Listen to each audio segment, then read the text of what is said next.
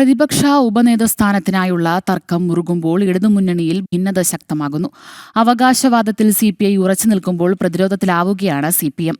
നിയമസഭാ തെരഞ്ഞെടുപ്പിലെ തോൽവിക്ക് പിന്നാലെയാണ് മുന്നണിയിൽ ഭിന്നതകൾ വീണ്ടും ഉടലെടുക്കുന്നത്.